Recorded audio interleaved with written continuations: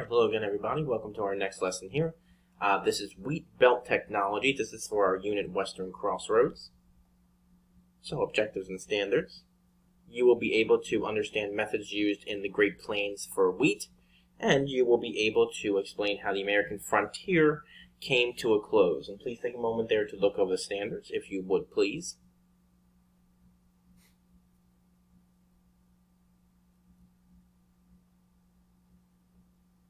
And our desired result.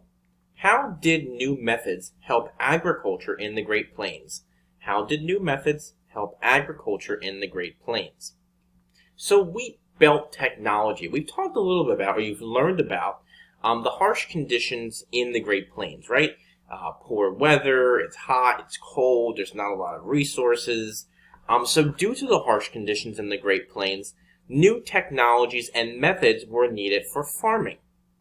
The method of dry planting used seeds planted deep where they had enough moisture to grow.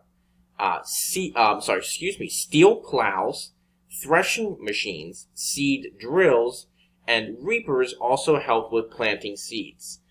So we have like steel plows here on the top picture, also threshing machines, I believe, in the bottom picture here. Now, people who plowed the plains also helped. They were known as sod busters, also helped change the environment. So new technologies and methods helped families grow a lot of wheat.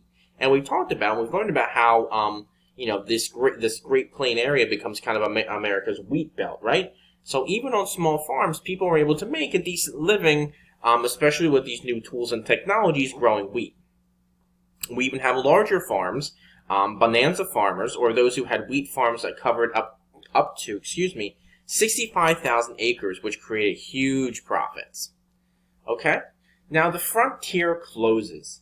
Large harvests allowed the United States to become the world's leading exporter or sender of wheat. Okay? However, a drought in the late 1880s destroyed crops and ruined the soil.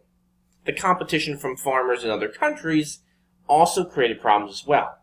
So a large amount of wheat on the world market caused wheat prices to drop, and many farmers unfortunately had lost their land or had to sell their land. Now, that kind of explains some of what happens with the wheat farmers and things like that, and that's why I put the frontier picture here too. And I also put the frontier picture here because the government opened that last piece of frontier for settlement, okay, the Oklahoma Territory in 1889. And when that land was settled, many people viewed this as the closing of the frontier, okay? There really was not a lot of land or farm left to kind of expand to in our country. And Frederick Jackson Turner, who you see there, he was a historian, and even others saw this as troublesome. Because the American frontier was a place where people could start new, that if you were unhappy with your life in Philadelphia, Pennsylvania, or New York State, New York, or wherever, you could become a farmer, and move out west and start your life over. And many people did. Many people maybe didn't have any luck in banking or business or whatever the case was, teaching, whatever. They didn't have any good luck in their jobs, so they would kind of pack up and move to the west and try to start over and start their lives over. Well, now that this frontier is quote-unquote closed, many people are afraid that people would become unhappy. However, this isn't the case. A lot of people settled the frontier, people still move westward, and many people lived happy lives. So the idea of closing the American frontier is true, yes, but, that there wasn't a lot of land left to farm and grow on, but people are still going to move westward and expand around the country as well. All right? So our closure. How did new methods help agriculture in the Great Plains? Think about some new tools. The threshers, the steel plows, the seed drills.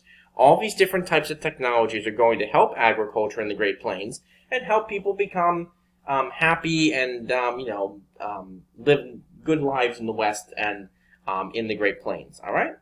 So think about that. It'll help you answer your questions, and I hope to talk to you all soon. Have a great rest of your day or night. Bye-bye.